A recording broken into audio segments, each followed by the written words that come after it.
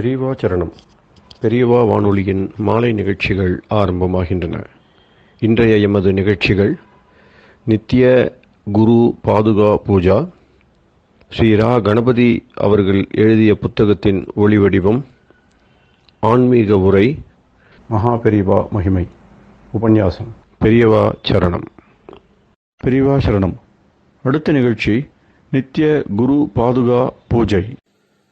शुक्लाम्बरधरम् विष्णुम् शशिवर्णम् चतुर्भुजम् प्रसन्नवदनम् ध्यायेत् सर्वविघ्नोपशान्तये। ममोपात्त समस्त दुरितक्षयद्वारा श्रीपरमेश्वरप्रीत्यर्थम् गुरुप्रसादसिद्ध्यर्थम् गुरुप्रीत्यर्थम् गुरुपादपूजाम् अद्य करिष्ये। गुरुर्ब्रह्मा गुरुर्विष्णुर्गुरुर्देवो महेश्वरः गुरुः साक्षात् परब्रह्म तस्मै श्रीगुरवे नमः। अपारकरुणासिन्धुम् ज्ञानदम् शान्तरूपिणम् श्रीचन्द्रशेखरगुरुम् प्रणमामि मुदान्वहम्। सदाशिवसमारम्भाम् शङ्कराचार्यमध्यमाम् अस्मदाचार्यपर्यन्ताम् वन्दे गुरुपरम्पराम्. எல்லோரும் குருவை பெரிவாளை தியானம் பண்ணிண்டு அர்ச்சனை பண்ணுவோம். அஷ்டோத்திரம். பெரியவா அஷ்டோத்திரம் பல அஷ்டோத்திரங்கள் இருக்கு. அதுல எளிமையா சுலபமா எது இருக்கோ அதை நான் இப்ப சொல்றேன். எல்லோரும் இதை கேட்டுண்டே திருப்பி சொல்ல முடிஞ்சுவா சொல்லி சொல்லி பெரிவாளுக்கு பாதத்துல ஒவ்வொரு புஷ்பத்தை அர்ச்சனை பண்ணலாம். ओम श्री कांची कामकोटि पीठाधीश्वराय नमः। श्रीमत् चंद्रशेखरेन्द्र सरस्वती गुरुभ्यो नमः। संन्यासाश्रम शिखराय नमः। काषाय दंडधारिणे नमः। सर्वपीठापहारिणे नमः। स्वामिनाथ गुरवे नमः। करुणासागराय नमः। जगदाकर्षण शक्तिमते नमः। सर्वचराचर हृदयस्थाय नमः। ओम भक्त परिपालक श्रेष्ठाय नमः। धर्म परिपालकाय नमः। श्री जयेन्द्र सरस्वत्याचार्याय नमः। श्री विजयेन्द्र सरस्वती पूजिताय नमः। शिवशक्ति स्वरूपाय नमः। भक्ताभीष्ट प्रदायकाय नमः। ब्रह्मण्य पोषकाय नमः। ब्रह्म विष्णु शिवैक्य स्वरूपाय नमः। कांची क्षेत्रवासाय नमः। कैलाश शिखरवासाय नमः। स्वधर्म परिपोषकाय नमः। चातुर्वर्ण संरक्षकाय नमः। लोकरक्षण संकल्पाय नमः। ओम ब्रह्मनिष्ठापराय नमः। सर्वपापहराय नमः। धर्मरक्षक संतुष्टाय नमः। भक्तार्पितधन स्वीकर्त्रे नमः। सर्वोपनिषत् सारज्ञाय नमः। सर्वशास्त्रगम्याय नमः। सर्वलोक पितामहाय नमः। भक्ताभीष्ट प्रदायकाय नमः। ब्रह्मण्य पोषकाय नमः। नानाविध पुष्पार्चितपताय नमः। रुद्राक्ष क्रीडधारिणे नमः। भस्मोद्दोलित विग्रहाय नमः। सर्वज्ञाय नमः। सर्वचराचर व्यापकाय नमः। अनेक शिष्य परिपालकाय नमः। मनश्चाञ्चल्य निवर्तकाय नमः। अभयहस्ताय नमः। भयापहाय नमः। यज्ञपुरुषाय नमः। यज्ञानुष्ठान रुचिप्रदाय नमः। यज्ञसम्पन्नाय नमः। यज्ञसहायकाय नमः। यज्ञफलदाय नमः। यज्ञप्रियाय नमः। उपमानरहिताय नमः। स्फटिक तुलसी रुद्राक्ष हारधारिणे नमः। चातुर्वर्ण समदृष्टये नमः। ऋग्यजुस्साम अथर्वणादि चतुर्वेद संरक्षकाय नमः। दक्षिणामूर्तिस्वरूपाय नमः जाग्रत् स्वप्न सुषुप्ति अवस्थातीताय नमः कोटिसूर्यतुल्य तेजोमय शरीराय नमः साधुसंग संरक्षकाय नमः अश्वगज गोपूजा निर्वर्तकाय नमः गुरुपादुक पूजा तुरंतराय नमः कनकाभिषिक्ताय नमः स्वर्ण बिल्वदल पूजिताय नमः सर्वजीव मोक्षदाय नमः मूकवाक्तान निपुणाय नमः नेत्र दीक्षादानाय नमः द्वादशलिंग स्थापकाय नमः गान रसप्रियाय नमः ब्रह्मज्ञानोपदेशकाय नमः सकलकलासिद्धिताय नमः चातुर्वण्य पूजिताय नमः अनेकभाषा संभाषण कोविताय नमः अष्टसिद्धिप्रदायकाय नमः ओम श्री शारदामठ सुस्थिताय नमः नित्यान्नदान सुप्रीताय नमः प्रार्थना मात्र सुलभाय नमः पादयात्रा प्रियाय नमः नानाविध मतपंडिताय नमः श्रुति स्मृति पुराणज्ञाय नमः देव यक्ष किन्नर किंपुरुष पूज्याय नमः श्रवणानंदकर कीर्तये नमः दर्शनानंदाय नमः अद्वैतानंदभरिताय नमः अव्याच करुणामूर्तये नमः शैव वैष्णवादिमान्याय नमः श्री शंकराचार्याय नमः दंडकमंडलोहस्ताय नमः वीणा मृदंग सकलवाद्यनाथस्वरूपाय नमः रामकथा रसिकाय नमः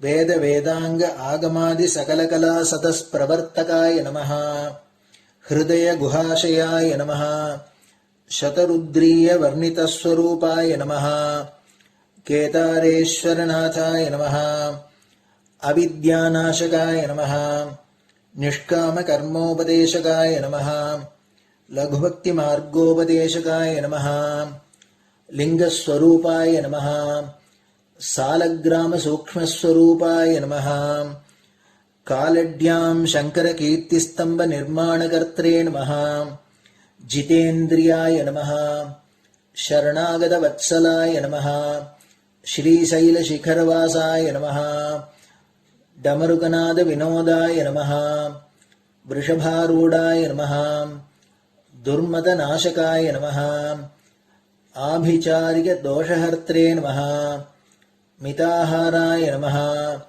मृत्युविमोचकशक्त्याय नमः श्रीचक्रार्चनतत्पराय नमः दासानुग्रहकारकाय नमः अनुराधानक्षत्रजाताय नमः सर्वलोकख्यातशीलाय नमः वेंकटेश्वरचरणपद्मषट्पदाय नमः श्री महात्रिपुरसुंदरी समेत श्री चंद्रमौलीश्वर पूजाप्रियाय नमः श्रीमच्चंद्रशेखरेन्द्र सरस्वती सद्गुरु परब्रह्मणे नमः गुरुभ्यो नमः परमगुरुभ्यो नमः परमेष्टिगुरुभ्यो नमः परात्परगुरुभ्यो नमः गुरुपरम्पराभ्यां नमः गुरुपादुकाभ्यां नमो नमः.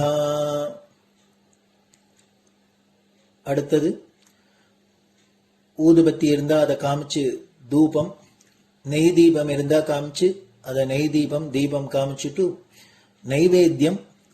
நைவேத்தியம் வெத்தலைப்பாக்கு பழம் இதுலேருந்து ஆரம்பிச்சு அவளுக்கு எது சௌரியமோ அதுபடி நைவேத்தியம் பண்ணலாம்.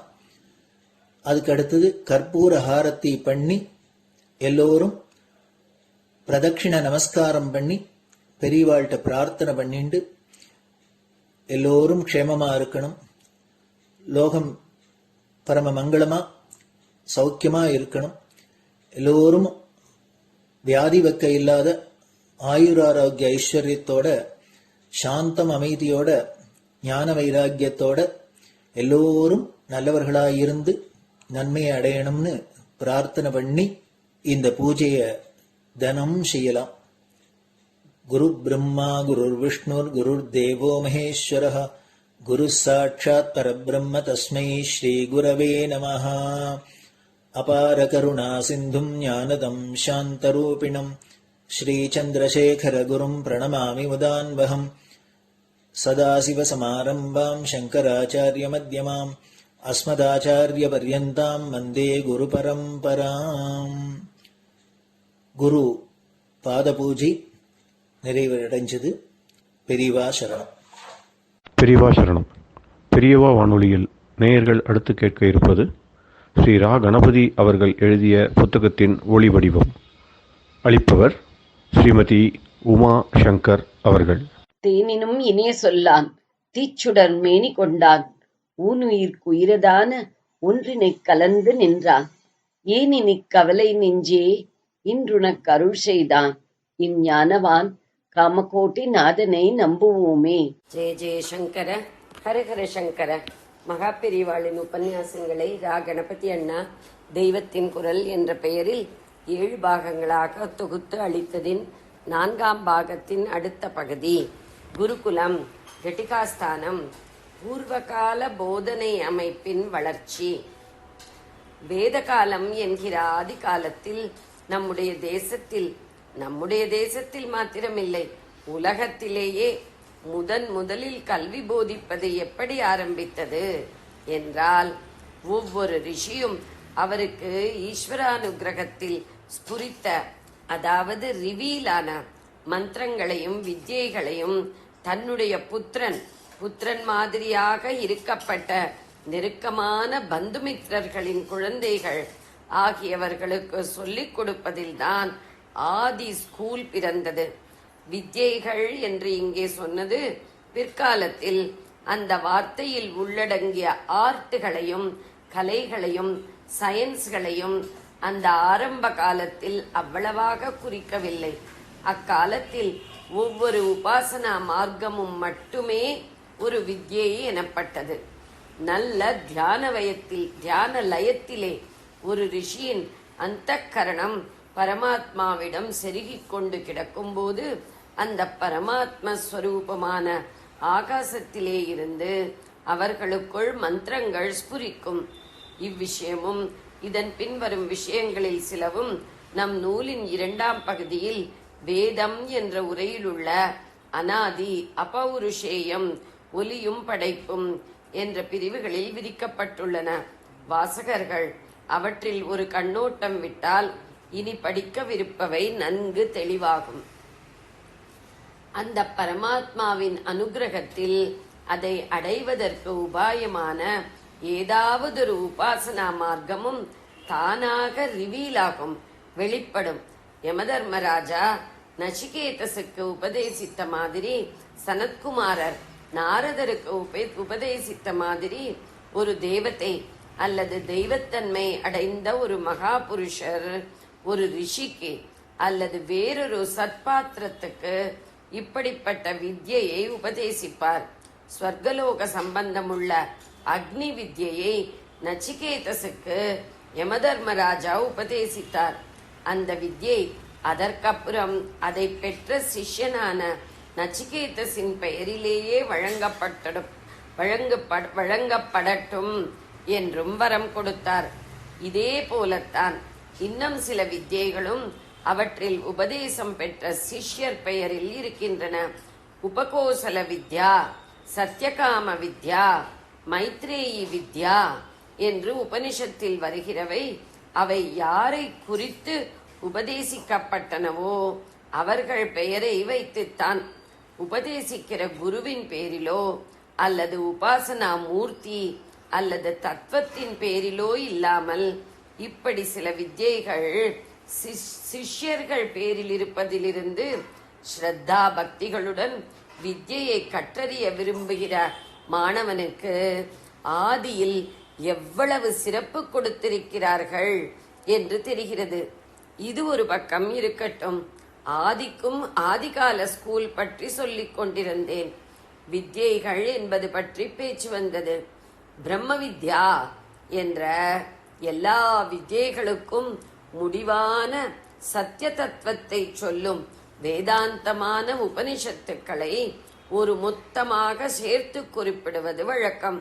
என்ன பெரிய பிரம்ம வித்தையோ என்று இதைத்தான் பேச்சு வழக்கில் சொல்வது.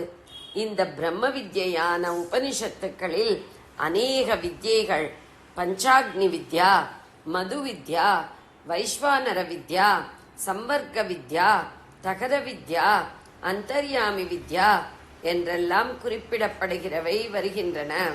ரிச்சுவல், சடங்கு நிறைய இருக்கப்பட்ட வித்யைகள்.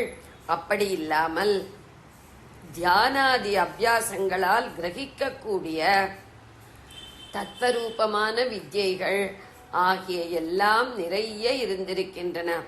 இவற்றை முதலில் ஈஸ்வர பிரசாதத்தால் பெற்ற ரிஷிகளும் இதே மாதிரி மந்திரங்களையும் பல மந்திரங்கள் அடக்கிய சூக்தங்களையும் ஆகாசத்திலிருந்து அபௌருஷேயமாக பெற்ற ரிஷிகளும் இவற்றை தங்கள் தங்கள் வாரிசுகளுக்கும் ரொம்பவும் நெருக்கமாக இருக்கப்பட்ட மற்ற பசங்களுக்கும் தங்கள் தங்கள் அகத்திலேயே சொல்லிக் கொடுக்க ஆரம்பித்ததில்தான் ஆதிகால ஸ்கூல் உண்டாயிற்று.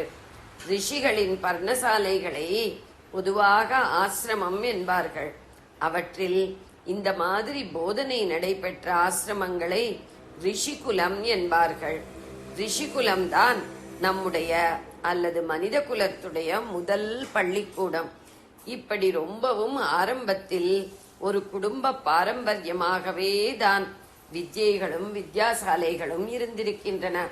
அப்புறம் இந்த ரிஷிகுலக்காரர்களில் ஒருவருக்கொருவர் தொடர்பு பரிவர்த்தனை ஏற்பட்டு கல்வி முறை விருத்தியாகி அவரவரும் தங்கள் தங்கள் குடும்ப வித்யை மட்டுமின்றி மற்ற வித்யைகளையும் மந்திர சூக்தங்களையும் மற்ற ரிஷிகுலங்களுக்கு போய் கற்றுக்கொள்ள ஆரம்பித்தார்கள். மொழி, ஒலி, ஒழுங்கு கற்றுக் கொடுப்பதில் பாஷைதானே முக்கியமான உபகரணம். உலகத்தின் ஆதி நூலாகிய ரிக்வேதத்திலேயே பாஷா ரூபத்தை நிர்ணயிப்பதான வியாக்கரணம், இலக்கணம் எவ்வளவு நன்றாக வரையறை செய்யப்பட்டிருந்திருக்கிறது என்பதை பார்த்து மேல்நாட்டுக்காரர்கள் ஆச்சரியப்படுகிறார்கள். வியாக்கரண விதிகள் என்று மற்ற எல்லா பாஷைகளுக்கும் இருப்பவற்றோடு மட்டுமில்லாமல் ஸ்வரங்கள் என்பதாக மந்திரங்களின் ஒவ்வொரு அக்ஷரத்தையும் எப்படி ஏற்றியோ இறக்கியோ சமமாகவோ உச்சரிக்க வேண்டும் என்பதையும் கற்றுக் கொடுத்தார்கள். ஆதியில் அந்த மந்திர சப்தங்கள் ரிஷிகளுக்கு எப்படி அனுகிரகமாயிற்றோ அதே ரூபத்தில் சொல்லிக் கொடுத்தார்கள். கால வரையறை செய்ய முடியாத அந்த ஆதி ஸ்கூலிலிருந்து ஆரம்பித்து எத்தனையோ யுகங்களுக்கு அப்புறம் இன்றைக்கு ஒரு கனபாடிகள் ஒரு சிஷ்யனுக்கு சொல்லிக் கொடுப்பது வரையில் இந்த தேசம் பூராவும் கொஞ்சம் கூட வித்தியாசம் இல்லாமல் அதே ஸ்வரங்களில்தான் வேதங்களின் அபியாசம் இருந்து வந்திருக்கிறது. எழுத்தில்லாத போதனை இப்படி சொல்லிக் கொடுத்தது எழுத்தின் மூலம் இல்லை. எழுத்துக்கு முக்கியத்துவம் வந்தது ரொம்ப காலத்துக்கு பிற்பாடுதான். இப்போது பள்ளிக்கூடம் என்றவுடன் நினைக்கப்படுகிற பிளாக் போர்டு, கரும்பலகை, சாக் பீஸ், ஸ்லேட், பலப்பம், நோட்டு, பென்சில், பேனா என்கிற எதுவும், புஸ்தகம், சுவடி முதலான எதுவுமே இல்லாதது ஆதிகால ஸ்கூல். படிப்பு என்று கல்வியை சொல்வதே புஸ்தகத்தை பார்த்து படிப்பதிலிருந்து ஏற்பட்டதுதான். அக்ஷராபியாசம் என்று வித்யாரம்பத்தை சொல்வதிலும் அக்ஷரம் என்பது எழுத்தை சொல்வதாகவே இப்போது பல காலமாக வைத்துக்கொண்டு குழந்தைக்கு அன்று ஆனா எழுத சொல்லிக் கொடுக்கிறோம். 2000 வருஷத்துக்கு முந்தியே படிப்பில் எழுத்து பிரதானமாக வந்துவிட்டது என்பது திருவள்ளுவர், ஔவை முதலானவர்கள் எண் எழுத்து என்ற இரண்டையும் 2 கண்களாக சொல்வதிலிருந்து தெரிகிறது. ஆனால் நான் சொல்லும் மிக பழமையான வேத காலத்தில் ஆரம்பித்து அப்புறம் வெகு காலம் வரையில் கூட எழுத்து படிப்பது என்பது அதிகம் இல்லாமல்தான் விஸ்தாரமான வித்யாபியாசம் பூராவும் நடந்திருக்கிறது. என்ன செய்தார்கள் என்றால், வாய்மொழியாகவே சொல்லிக் கொடுத்து அதை மாணவன் காதால் கேட்டு மறுபடி வாயால் ஒப்பிக்கும்படி செய்தே பாடம் நடத்தினார்கள். வேத மந்திரங்களை எழுதி வைக்க கூடாது என்று பண்ணியிருந்தார்கள். ஏனென்றால் தெய்வீகமான அந்த மந்திர சப்தங்கள் என்றைக்கும் லோகத்தில் இருந்து கொண்டு அதன் மூலம் லோகக்ஷேமத்தை உண்டாக்க வேண்டும் என்பதற்காகத்தான். இதற்கும் எழுதி வைக்காமல் இருப்பதற்கும் என்ன சம்பந்தம்? லோகத்தில் மந்திர சப்தங்களை பரப்பிக் கொண்டிருக்கும்படியாக ஜனங்களில் ஒரு பிரிவை உறுதியாக ஏற்படுத்தி தர வேண்டுமானால் அதற்கு என்ன வழி? அவர்கள் எப்போது பார்த்தாலும் இதை சொல்லிக் கொண்டிருக்க பண்ணி, அப்படி பண்ணினால்தான் அவர்களுக்கு பிழைப்பு உண்டு, தட்சிணையோ மானியமோ கிடைக்கும் என்று வைத்து வேறே எந்த தொழிலுக்கும் அவர்கள் போகக்கூடாது என்று விதி செய்து விடுவதுதான். இதற்கு அவர்கள் வேதத்தை ஏதோ அவ்வப்போது புஸ்தகங்களில் பார்த்து படிப்பது என்று இருந்தால் சரிப்பட்டு வராது. வேதத்தில் வரும் அநேக சப்தங்களை எழுத்தில் கொண்டு வர முடியாது. அதன் ஏற்றல் இறக்கல் ஸ்வரங்களையும் எழுதி காட்ட முடியாது. அதாவது ஏதாவது பங்க்சுவேஷன் மார்க் போடலாமே என்றால் அச்சுப்பிழை எழுத்துப்பிழை மாதிரி ஏற்பட்டுவிட்டால் மந்திர ரூபம் மாறிப்போய் அதன் பலனே விபரீதமாகிவிட இடம் உண்டு. இதெல்லாவற்றோடும் கூட ரொம்ப முக்கியமான காரணம் ஏதோ அவ்வப்போது படிப்பது என்பதாக ஒருத்தனுடைய மனசின் வெளி லெவலோடு மந்திரங்களை நிறுத்திவிட்டால் அவற்றின் பூர்ண பிரயோஜனம் உண்டாகவே உண்டாகாது. மந்திரங்கள் ஒருவனுடைய மனஸ் பூராவையும் வியாபித்து அவனுடைய உயிரிலேயே இறங்கி ஊறி இருக்க வேண்டும். அப்போதுதான் அவன் சொல்லும் மந்திரம் பூர்ணமாக வீரியவத்தாக இருக்கும். எழுதி வைத்து படிக்கலாம் என்று இருந்துவிட்டால் ஒருவன் அதை மனப்பாடம் செய்து கொள்ளாமலே அதுதான் சுவடி இருக்கே, அசமயம் நேரும் போது பார்த்துண்டா போச்சு என்று இருந்துவிடக்கூடும். அதாவது மந்திரம் இவனுக்குள்ளே அல்லது இவன் மந்திரத்துக்குள்ளே ஊறாமல் மேலெழுந்த வாரியாக முடிந்துவிடும்.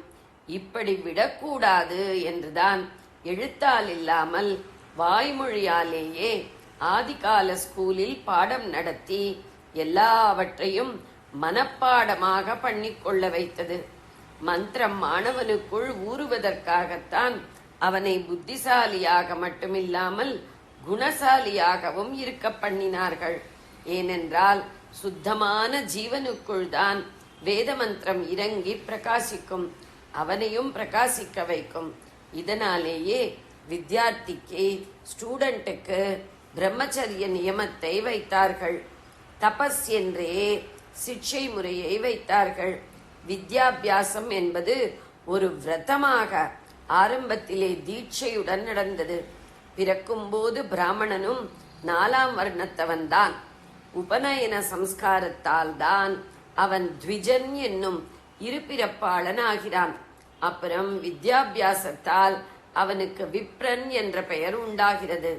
இந்த 3ம் சேர்ந்து ஒருத்தனை ஸ்ரோத்ரியன் ஆக்குகிறது. இப்படி சாஸ்திரத்தில் இருக்கிறது. ஜன்மனா ஜாயத்தே சூத்ரகா சம்ஸ்காரேர் த்விஜ உச்யதே வித்யாயாதி விப்ரத்வம் த்ரிபிஹி ஸ்ரோத்ரிய உச்யதே. இவன் பிரம்ம எனப்படும் வேதத்தில் ஊறி அதே பிரம்மபதத்தால் குறிப்பிடப்படும் பரமாத்மாவை பற்றிய ஞானத்தில் சித்தி அடையும் போதே பிராமணன் ஆகிறான். அதாவது கல்வி என்பது சம்பாதிப்பதற்கு சாதனம் என்று நாம் வைத்துள்ள நிலைக்கு ரொம்ப ரொம்ப உச்சத்தில் அது ஒருவனுக்கு அறிவையும் ஆத்ம ஞானத்தையும் கொடுத்து அவனுடைய ஜன்மாவையே கடைத்தேறி வைப்பதற்காகவே ஏற்பட்டது என்ற உயர்ந்த லட்சியத்தை நம்முடைய ஆதி மூதாதையர் கொண்டிருந்தார்கள். வாயால் சொல்லி மாணவனை திரும்ப ஒப்பிக்க வைப்பதில் வாத்தியார் ஒவ்வொரு மந்திரத்தையும் 5 தடவை திரும்ப திரும்ப சொல்வார். அவர் ஒரு தடவை சொன்னதுமே அதை பிடித்து கொண்டு ஒப்பித்துவிடும் புத்திசாலி பையனைத்தான் ஏகசந்த கிராகி என்பது. ஜெய ஜெய சங்கர, ஹரஹர சங்கர. பெரியவா சரணம். இந்நிகழ்ச்சியின் அடுத்த பகுதி நாளை மாலை இதே நேரத்தில் ஒளிபரப்பாகும். பெரியவா சரணம். பெரியவா சரணம். பெரியவா வானொலியில் நேயர்கள் அடுத்து கேட்க இருப்பது திரு கவிக்கண்ணன் அவர்களின் ஆன்மீக உரை. பெரியவா சரணம். ராம் ராம். ஸ்ரீ குருப்யோ நம. ஜெய ஜெய சங்கர, ஹர ஹர சங்கர. பெரியவா வானொலி நேயர்கள் அனைவருக்கும், மகா பெரியவாவுடைய பக்தர்கள் அனைவருக்கும் அடியேன் கவிக்கண்ணனின் அன்பு கலந்த நல்வாழ்த்துக்கள். ஜெய ஜெய சங்கர, ஹர ஹர சங்கர. ஸ்ரீ குருப்யோ நம. குருவருளும் திருவருளும் தொடர்கின்றது. போன வாரம் ஸ்ரீ தத்தானந்தர் அவர்களும்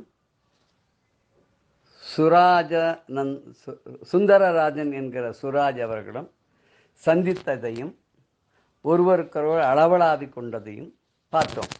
அதனுடைய தொடர்ச்சியை நாம் இன்று பார்க்க போகிறோம். சுராஜ் அவர்கள்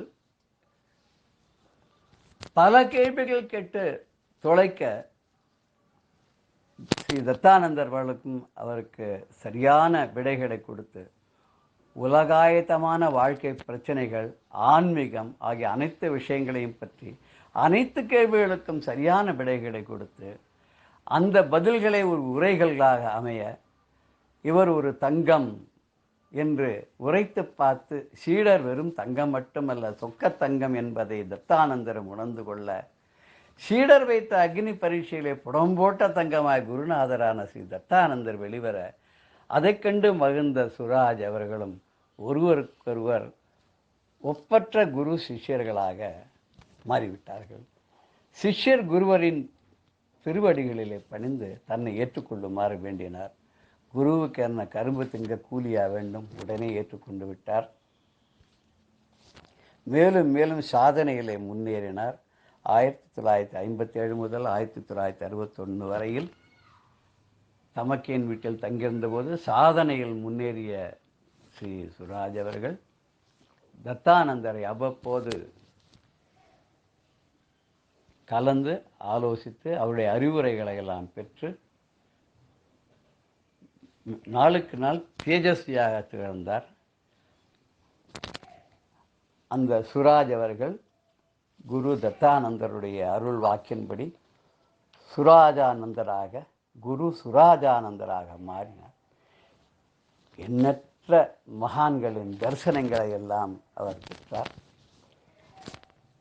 குருஜி என்று எல்லோராலும் அழைக்கப்படும்படி நடந்து கொண்டார். அவர் ஆரம்ப காலத்திலே சட்டையெல்லாம் போட்டு கொண்டு வந்தாலும் பிற்காலத்திலே அவர் குரு சுராஜானந்தராக மாறி 1967 டிசம்பரில் ஹனுமத் ஜெயந்தி உற்சவம் சிறப்பாக கொண்டாடும் போது குருநாதர் சொன்னபடி ஏற்பாடுகள்லாம் செய்து அப்போது ஒரு மண்டலம் தாடி வைக்க தொடங்கி அதற்கப்புறம் தீட்சையுடன் தாடியுடனே இருக்க ஆரம்பித்தார். அவர் எல்லோருக்கும் என்ன சொன்னாலும் பலித்தது. எல்லோரும் அவரிடம் ஆசி பெற்று சென்றார்கள், அறிவுரை பெற்று சென்றார்கள். குருஜி தன்னை என்றுமே தான் ஒரு குரு என்றோ தான் ஒரு யோகி என்றோ வெளிப்படுத்தி கொண்டதே இல்லை. அவர் ஒரு சர்ப்ப யோகி, பெரிய குண்டலினி யோகி, ஆத்மபலம் பெற்றவர், பெரிய தபஸ்வி, பார்வைக்கு மிகவும் எளியவர். ஒரு வெள்ளை வேஷ்டியும் ஒரு யோக வேஷ்டியாக ஒரு வெள்ளை அங்கவஸ்திரமும் தான் அணிந்து கொண்டிருப்பார். நெற்றியிலே ஒரு குங்கும பொட்டும் இருக்கும், சிறு விபூதியும் இருக்கும். அவருடைய அடையாளமே புன்சிரிப்பு தான். நம்ம அவர்கிட்ட போய் நம்மளுடைய கஷ்டத்தை சொல்லணுங்கிறதே கிடையாது. நாம் அவரை பார்த்த உடனே நம்மளை பார்த்து ஒரு சிரிச்சுட்டாருனால நம்ம கஷ்டம்லாம் பறந்தோடி போயிடும். எப்படி திருப்பதியில் பெருமாளுடைய சன்னதிக்கு போய் நின்ன உடனே நம்ம என்ன வேண்டிக்கணும் என்ன கேட்கணும்னு போனோமே அதுவே மறந்து போய்டும்னு சொல்லுவாள். அது மாதிரி நம்ம குருஜியை நாங்கள்லாம் குருஜின்னு தான் சொல்லுவோம். குரு சுராஜானந்தா அப்படின்னு அவருடைய பெயர். அந்த குருஜியை பார்த்த உடனேயே மனசு அப்படியே ஒரு ஆனந்த வெள்ளம் பெருகும்.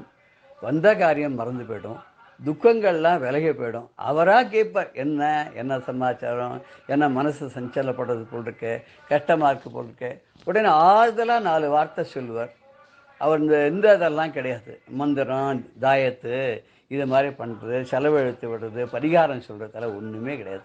அவருடைய ஒரே அவர் தரக்கூடிய மருந்து என்ன அப்படின்னு கேட்டால் அன்பு தான். அன்பு, அருமையான வார்த்தைகள் பேசக்கூடியவர். குரு சுராஜானந்தா அவர்களை பற்றி ரொம்ப பேருக்கு தெரியும். அவர் ஒரு பெரிய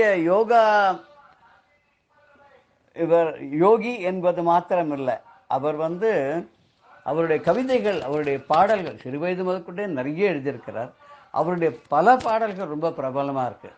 நிறைய நாதஸ்வர வித்வான்கள், நிறைய அந்த காலத்து பெரிய வித்வான்கள்லாம் பாடியிருக்கார். நம்மளும் நிறைய பேர் கேட்டிருக்கோம். முருகனின் மறுபெயர் அழகு, அந்த பாட்டு அவரோட தான். அனுமனை அனுதினம் நினை மனமே தான். கங்காதீஸ்வரம் அவர் தான். இது மாதிரி நிறைய அவருடைய பாடல்கள்லாம், பிரசித்தி பெற்ற பல பாடல்கள்லாம், அப்படியே மனசை தொடக்கூடிய பாடல்கள்லாம் அவரோட நிறைய இருக்கு. அவர் 1987 நினைக்கிறேன், அப்போ நீலாங்கரையில் யோகாலய ஆசிரம் அப்படின்னு ஒன்று நிறுவினார். அவர்கிட்ட ஒரு 150 வருஷம் பழமையான ஒரு அத்திமரத்தில் செய்யப்பட்ட ஆஞ்சநேய மகாபிரபு, அவர் தான் அவருடைய உபாசன தெய்வமாக அதை வச்சுட்டு அவர் கொண்டாடின்னு இருந்தார். அனுமர் ஜெயந்தி கொண்டாடுவார் வருஷா வருஷம். அந்த அத்தி மரத்திலான அந்த ஆஞ்சநேயருக்கு அவரை தீபாரனை காட்டும்போது அப்படியே ஆஞ்சநேயர் நம்மளோட பேசுகிற மாதிரியே இருக்கும், அருளாட்சி வழங்குற மாதிரியே இருக்கும். அந்த யோகாலய ஆசிரமம் எப்படின்னா, யோகமும் அங்கே பயிற்சிக்கப்படும். அது ஒரு ஆலயமாகவும் இருக்கும், ஆஞ்சநேய சுவாமி இருக்கிறதுனால. அது ஒரு ஆசிரமமாகவும் இருக்கும். என்ன ஒரு சந்நியாச தீட்சை பெற்று சுவாமிகளாக திகழ்ந்த குருஜி அவர்கள் அங்கே 3ஐயும் அதோட சேர்த்து இந்த பெயரை, அதுக்கு அழகாக யோகாலயா ஆசிரமம் பெயர் வச்சிருந்தார். அது 1992ஆம் ஆண்டு வரை அது அவருடைய மேற்பார்வையிலே ரொம்ப அழகாக நடந்து வந்தது. 1992 ஜூலையில் திடீர்னு அவருடைய சிறிய தாயார்னு சொல்ல, தாயாக தான் அவர் இருந்தார். அந்த தாய் மறைந்து விட்டார். மறைந்த உடனேயே ஒரு 2 மாதங்களுக்குள்ளேயே தாயாருக்காகவே தன்னுடைய ஸ்தூல சரீரத்தை தாங்கி கொண்டிருந்தது போல 1992ஆம் ஆண்டு செப்டம்பர் மாதம் 15ஆம் தேதி நமது குருஜி அவர்களும் இந்த உடலை தியாகம் செய்துவிட்டு மகா நிர்வாணம் அடைந்தார். அவருடைய சமாதி அங்கே இருக்கு, அவருடைய ஆசிரமம் அங்கே இருக்கு. அங்கேயும் நித்திய பூஜைகள்லாம் நடக்கிறது. அந்த மகானுக்காக ஆண்டுதோறும் அவருடைய ஜெயந்தி தினமும் அவருடைய ஆராதனை தினமும் வெகு விமரிசையாக கொண்டாடப்படுகிறது.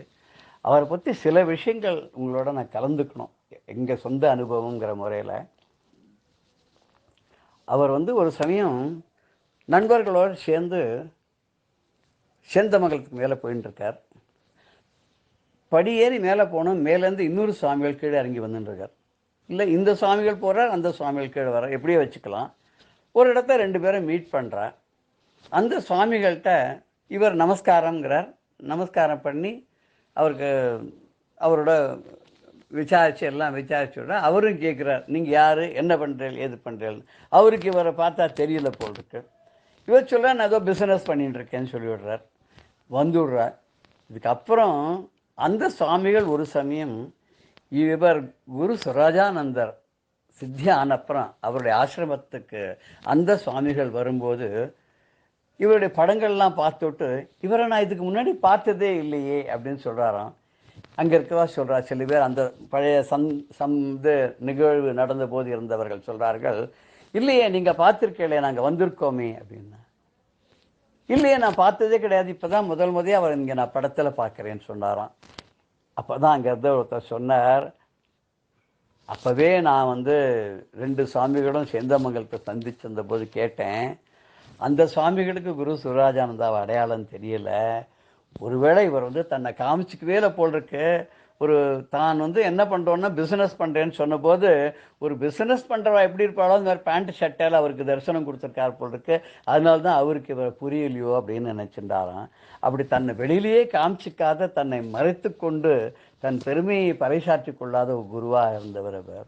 இன்னொரு சமயத்தில் ஒருத்தர் அவருடைய ரொம்ப நெருங்கிய அன்பர், அவர் விமானத்தில் ஒரு ஊர்லேருந்து இந்தியாவுக்கு வரார். அவர் இந்தியாவுக்குள்ள ஒரு இடத்துக்கு வந்துட்டு அங்கேருந்து இன்னொரு விமானத்தை ஏறி சென்னைக்கு வரணும். அந்த இதில் ஃப்ரீ சீட்டிங் சொல்லுவாங்க, எங்கே வேணாலும் உட்காந்துக்கலான்னு அந்த 2வது விமானத்தில். அப்போ அவர் ஜன்னல் ஓரமாக உட்காந்துட்டு அடுத்த பக்கத்தில் இருக்கிற சீட்டில் யாராவது கண்டவா உட்காந்துட்டா ரொம்ப கஷ்டமாச்சே, என்ன பண்ணுறதுன்னு சொல்லி குருஜியை நினச்சி மனசுக்குள்ளே பிரார்த்தனை பண்ணிட்டாராம். பிரார்த்தனை பண்ணிட்டா அந்த 1.5 மணி நேரம் ட்ராவல் டயத்துக்கு யாருமே பக்கத்தில் உட்காரலையாம். இது ஒரு பெரிய அதிசயம் இவருக்கே. என்னது இது, நம்ம பக்கத்தில் யாருமே உட்காரல, எல்லோரும் வரா, பக்கத்தில் உடனே திரும்பி போயிடுறாளே அப்படின்னு நினச்சாராம். கடைசியில் அன்றைக்கி ராத்திரி ஒரு சொப்பனத்தில் குருஜி வந்தாராம். சொன்னாராம், உம்மை பக்கத்தில் யாருமே உட்காந்து வரல இல்லையா, வரவாலாம் கூட விட்டுட்டு நகர்ந்து போயிட்டா இல்லையா, ஏன் தெரியுமா, அங்கே நான் உட்காண்டிருந்தேன், ஏன்னா நீங்கள் கேட்டாலே என் பக்கத்தில் யாராவது கண்டவா உட்காந்தா நான் என்ன பண்ணுறதுன்னு நீங்கள் வேண்டிகிட்டே இல்லையா, யாரும் உட்காரக்கூடாதுன்றதுக்காக நான் அங்கே உட்காந்தேன், அவள் கண்ணுக்கெல்லாம் நான் தெரிஞ்சிருக்கேன், ஆனால் உங்கள் கண்ணுக்கு பார்த்தா நான் தெரியல போல இருக்குது அப்படின்னு சொல்லி சொன்னாராம். இப்படி பல விந்தைகள்லாம் அவர் பண்ணியிருக்கார். இன்னொரு விஷயத்த சொன்னால் ரொம்ப ஆச்சரியமாக இருக்கும். ரொம்ப வேண்டப்பட்ட அவள் ஃபேமிலியில் ஒருத்தருக்கு கேன்சர் வந்துடுச்சு அந்த அம்மாவுக்கு. ஆனால் அந்த அம்மா ரொம்ப பயந்த சுபாவம், குருஜிக்கிட்ட ஈடுபாடு, அப்படி ஒரு ஈடுபாடு. குருஜி ஒரு நாள் சொன்னாராம், நீங்கள் கவலைப்படாதீங்கோ, நான் இருக்கிற வரைக்கும் உங்களுக்கு சர்ஜரி எதுவுமே நடக்காதுன்னு. ஆனால் ஒரு சமயம் அந்த சந்தர்ப்பத்தில் குருஜி எங்கேயோ வெளியில் போயிருக்கார் போல் இருக்கு, வெளியூருக்கு. அந்த சமயம் பார்த்து என்ன ஆச்சுன்னா, இவருக்கு சர்ஜரி பண்ணினாதான் குணப்படுத்த முடியுங்கிற நிலை ஆஸ்பத்திரி கூட்டின்னு போய் தியேட்டருக்கும் போயாச்சான். அந்த சமயத்தில் 1 மணி நேரம் காத்துருக்கா அறுவை சிகிச்சை பண்ணுற டாக்டர் வரலையாம். திடீர்னு ஒரு செய்தி வருது, அந்த டாக்டர் வழியில் ஏதோ ஒரு சங்கடத்தில் மாட்டின்னு விட்டதுனால வர முடியல, ஆப்ரேஷனை இன்னொரு நாளைக்கு தள்ளி போடணும்னு சொல்லிட்டு, இன்னொரு நாளைக்கு தள்ளி போடணுன்னு இந்த அம்மாவை ஆயிஷன் வந்துட்டாலாம். இன்னொரு நாளுங்கிறது மறுபடியும் எல்லா டெஸ்ட்லையும் பண்ணி பார்த்தா அறுவை சிகிச்சை வேண்டாம் டாக்டர் சொல்லிட்டாராம். இது குருஜி நிகழ்ச்சி ஒரு அற்புதம். அவரை நம்பினவா யாரையும் அவர் கைவிட்டதில்லை.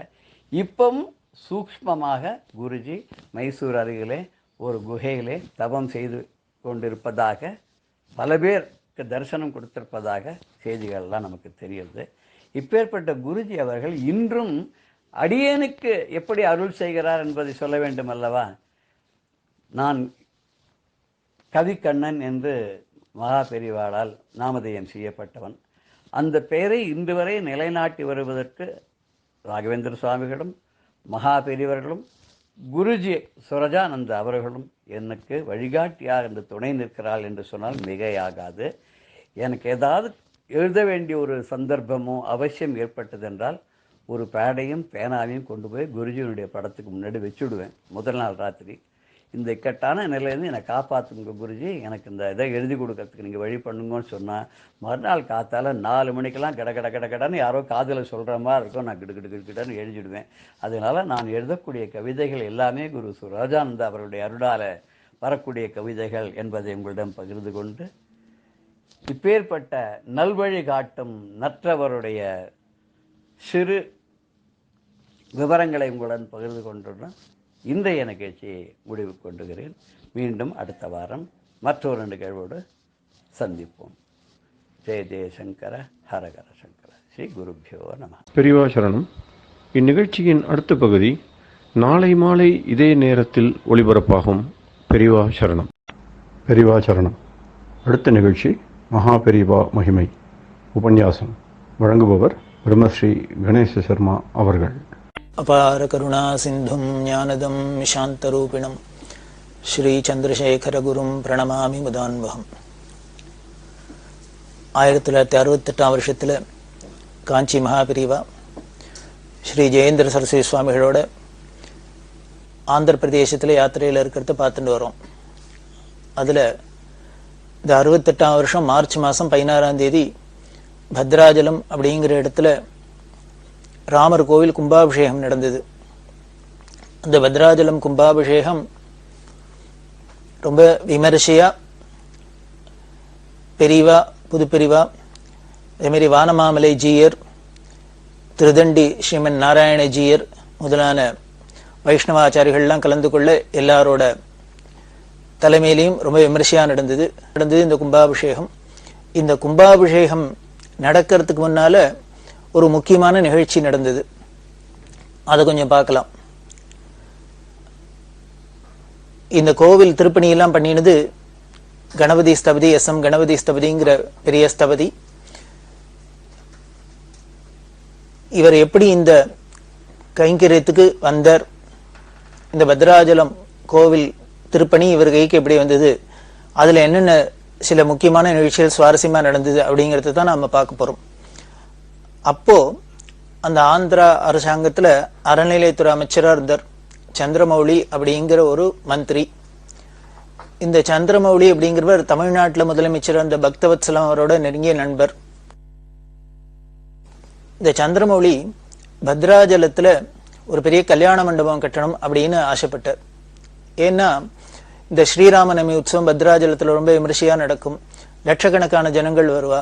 அதுல சீதா கல்யாணம் ரொம்ப முக்கியமான நிகழ்ச்சி. இந்த நிகழ்ச்சிகள்லாம் நடக்கிறதே ஜனங்களோட வசதி இல்லக்கெல்லாம் உத்தேசிச்சு அங்க ஒரு பெரிய கல்யாண மண்டபம் இருந்ததுன்னா அந்த கல்யாண மண்டபத்துல சுவாமிய ராமர் சீதையெல்லாம் எடுத்துன்னு போய் திருக்கல்யாண உற்சவம் எல்லாம் பண்ணா சௌரியமா இருக்கும் அப்படிங்கிறதுனால ஒரு பெரிய கல்யாண மண்டபம் கட்டணும், அது ரொம்ப அழகா இருக்கணும் அப்படிங்கிறதுனால இந்த சந்திரமௌலி அவர்கள் ஆசைப்பட்டு யாரை விட்டு பண்ண சொல்லலாம் அப்படின்னு நினைக்கிறதே பாலசுப்ரமணியர், ஜி.சி. பாலசுப்ரமணியர் அப்படிங்கிற ஒரு பக்தர், கணபதி ஸ்தபதிக்கு ரொம்ப நெருங்கின நண்பர். ஆந்திரா அரசாங்கத்துல இன்னும் பல இடங்கள்ல, திருப்பதியில முதலான இடங்கள்லாம் இந்த கணபதி ஸ்தபதி பல காரியங்கள் செய்யறதுக்கு இந்த பாலசுப்ரமணியர் ரொம்ப முக்கியமா காரணமா இருந்திருக்கு. இந்த பாலசுப்ரமணியர் சந்திரமௌலி அப்படிங்கிற இந்த மந்திரிட்ட கணபதி ஸ்தபதி அறிமுகப்படுத்தி வச்சு இவர் ரொம்ப நன்னா பண்ணுவர், இவரை பண்ண சொல்லலாம் அப்படின்னு. உடனே இந்த கல்யாண மண்டப வேலை கணபதி ஸ்தபதிக்கு வந்தது. அப்படி கணபதி ஸ்தபதி பெரிய பிளான் போட்டு பிரமாதமா அதை கட்டுறார். பல அமைப்புல அது இருந்தது. அதுல சித்திரகூடம் அப்படிங்கிற ஒரு அமைப்பு. அந்த சித்திரகூட மண்டபத்துக்கு கருங்கல் வேணும், அநேகமா எல்லாமே கருங்கல் திருப்பணியாவே இங்க நடந்தது. இந்த கருங்கல் வேணும் அப்படின்னு பார்த்தா அதுக்கு சரியான கல்லு கிடைக்கல.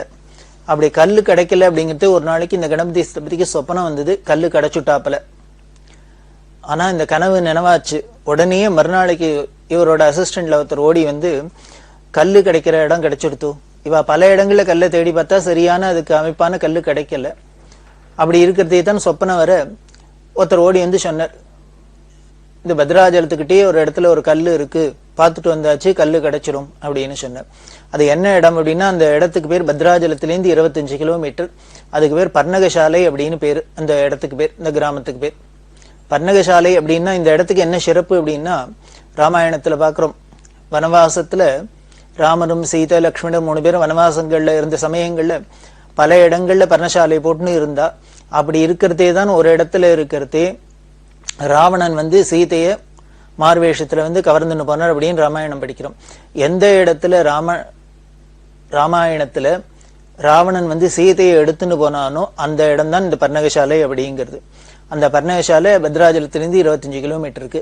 அங்க மலையெல்லாம் இருக்கு, அங்க நல்ல கல்லெல்லாம் இருக்கு அப்படின்னு சொல்ல கணபதி ஸ்தபதி சந்தோஷமா அங்க போய் பார்க்க அதுக்கு வேண்டிய கல்லெல்லாம் கிடைச்சது. அப்புறம் இந்த மண்டப திருப்பணி நன்னா நடந்து பிரமாதமா ஆயிடுத்து. இந்த கல்யாண மண்டபம் பூர்த்தியாச்சு. அப்போ இந்த பத்ராஜலம் கோவில்ல இருக்கிற இந்த அர்ச்சகர்கள்லாம் என்ன பண்ணினா இந்த மந்திரிகிட்ட சொன்னா, இவ்வளவு பிரமாதமா கல்யாண மண்டபம் எல்லாம் கட்டி எல்லாம் திருப்பணி எல்லாம் பண்ணிருக்கு, ஆனா இந்த ராமர் கோவில் ரொம்ப பழசா இருக்கு, அதுவும் கர்ப்ப கிரகத்துக்குள்ள மழை பெஞ்சதுன்னா தண்ணி எல்லாம் ஒழுகிறது, எலி தொல்லையெல்லாம் ஜாஸ்தியா இருக்கு, ஒரு சாமானம் வைக்க முடியல, அதனால இதையும் ஒரு திருப்பணி பண்ணி சிறப்பா இதுக்கு ஒரு கும்பாபிஷேகம் பண்ணி கொடுத்துட்டா ரொம்ப சந்தோஷமா இருக்கும் அப்படின்னு இந்த பூஜகர்கள் எல்லாம் இந்த மந்திரிகிட்ட சொல்ல, உடனே மந்திரி சந்தோஷமா கோவில் திருப்பணியும் பண்ணிடலாம் அப்படின்னு சொல்ல உடனே கணபதி ஸ்தபதிட்ட சொன்னார், அந்த வேலையை நீங்க தான் எடுத்துக்கணும், பண்ணணும், இந்த கோவிலை பழையபடி ரெனோவேட் பண்ணணும் அப்படின்னு. இந்த கோவிலோ பெரிய பரம பக்தரான ராமதாஸ் அப்படிங்கிற பக்தர் கட்டினது அப்படின்னு முன்னமே பார்த்தோம். பத்ராஜல ராமதாஸ் கட்டினது இந்த ராமர் கோவில். அதுக்கு முன்னாலேயே இருந்தது, அவரும் திருப்பணி பண்ணியிருந்தது. அந்த கோவிலை கட்டணும் அப்படின்னு பிளான் போடுங்க அப்படின்னா கணபதி ஸ்தபதி பிளான் போட்டார். அது 3 நிலையில உள்ள ஒரு விமானத்தோட கர்ப்ப கிரகம், அர்த்த மண்டபம், இந்த முன்னால முகமண்டபம் இதெல்லாம் வச்சு பிரமாதமா கட்டிடணும் அப்படின்னுட்டு. ஏன்னா முன்னால சின்ன கோவிலா இருந்தது. இதை முழுக்க கருங்கல் திருப்பணியாவே பண்ணிடணும் அப்படின்னு அவ தீர்மானம் பண்ணி இதுக்கு பிளான் எல்லாம் போட்டா. இப்படி பிளான் எல்லாம் போட்டு வேலையை ஆரம்பிக்கலாங்கிறதே ஒரு பெரிய பிரச்சனை வந்துடுத்து.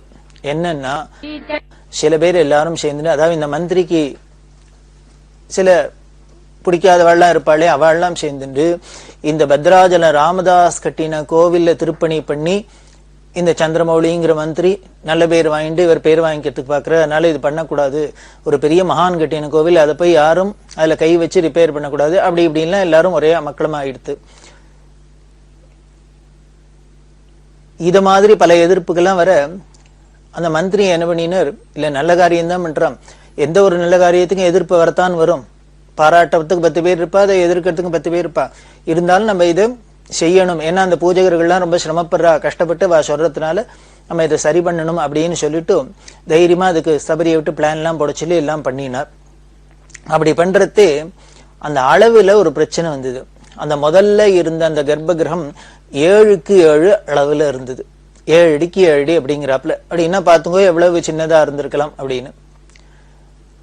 7க்கு 7 அப்படிங்கிறது ஒரு ஆகம சாஸ்திரத்துல அது ஒரு தவறுதல் போல இருக்கு. அதனால ஸ்தபதி என்ன பண்ணாரு, இதை முழுக்க கருங்கல்ல திருப்பணியா தான் பண்ணணும், இந்த 7க்கு 7 இன்னும் கொஞ்சம் பெருசா விஸ்தாரமா பண்ணணும், அதுக்கு உண்டான சில அளவெல்லாம் சொல்லியிருக்கு சாஸ்திரத்துல, அப்படி எல்லாம் தான் பண்ணணும் அப்படின்னு சொல்ல இந்த மந்திரியும் அப்படியே பண்ணணும், ஆகம சாஸ்திரத்துக்கு விரோதமா நம்ம எதுவும் பண்ணப்படாது, அதுல சாஸ்திரப்படி இதை திருப்பி ரெனோவேட் பண்றதே சாஸ்திரோக்தமா பண்ணிவிடணும் அப்படின்லாம் ஆசைப்பட்டு சொல்ல இதுல பல பிரச்சனைகள்லாம் வர உடனே அரசாங்கத்துல என்ன பண்ணிட்டான்னா ஒரு கவர்மெண்ட் ஆர்டர் பாஸ் பண்ணிட்டா, அந்த 7க்கு 7 அளவை மாத்தக்கூடாது அப்படின்னு.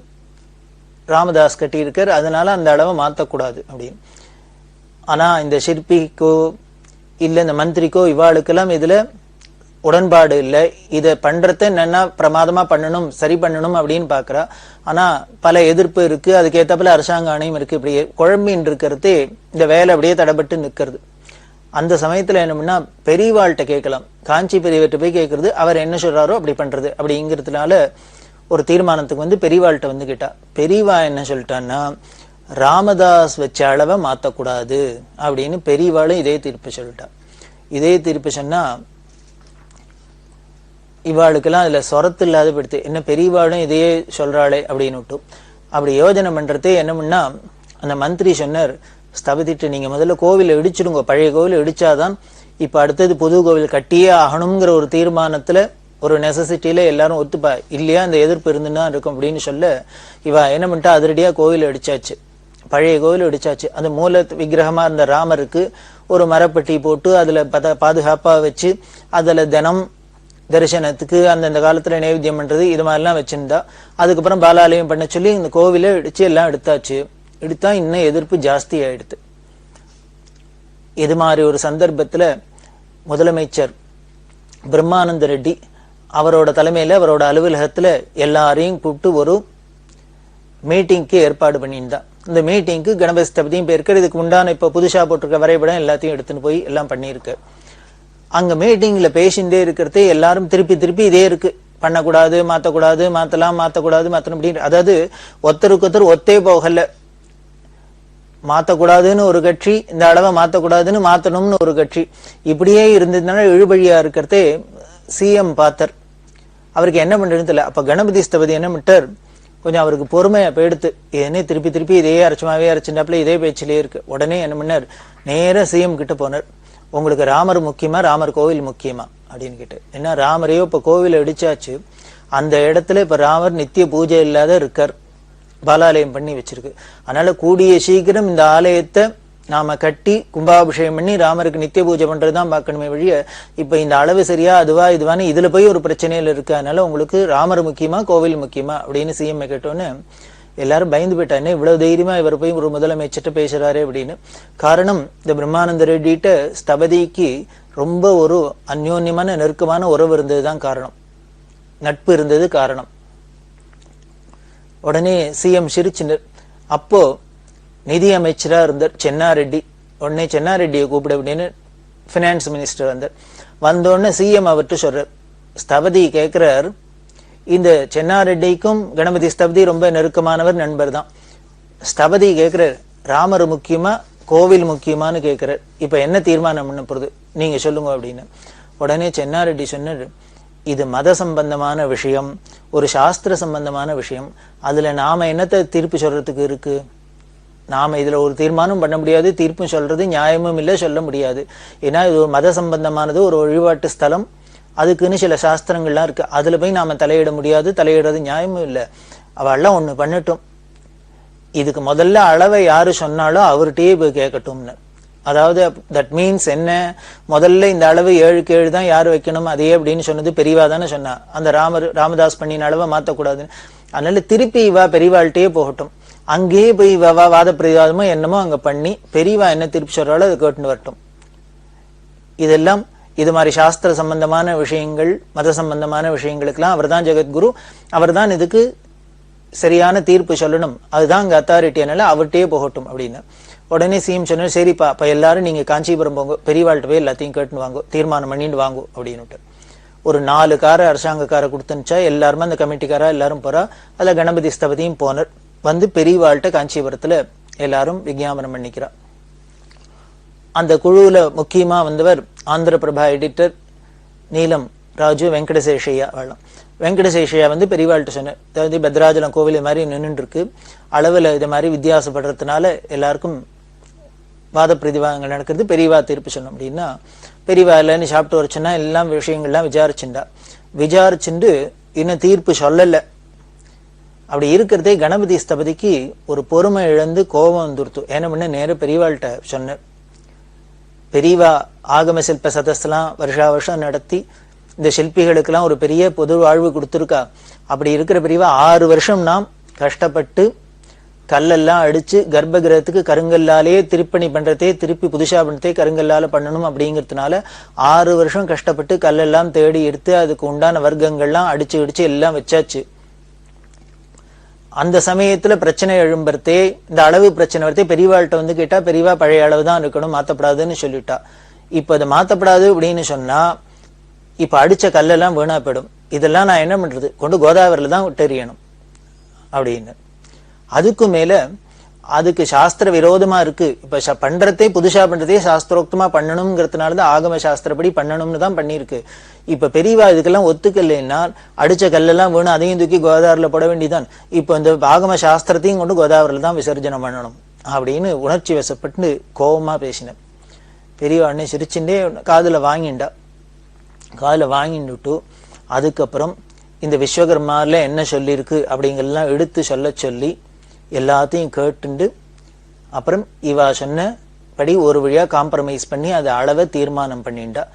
அதுல 3 பங்கா அதை வச்சுக்கணும், அதுக்குள்ள ஒரு பங்கு சுவரை வச்சு எப்படி பண்ணணுமோ அது சாஸ்திரோக்தமா என்ன பண்ணணும், அதுக்காக பழசுக்கும் ரொம்ப வித்தியாசம் இல்லாத எப்படி பண்ணலாம் அப்படின்னு ஒரு தீர்ப்பு சொல்லப்பட்டு அதுக்கப்புறம் எல்லாரும் சந்தோஷமா வந்து இந்த வேலை நடந்தது.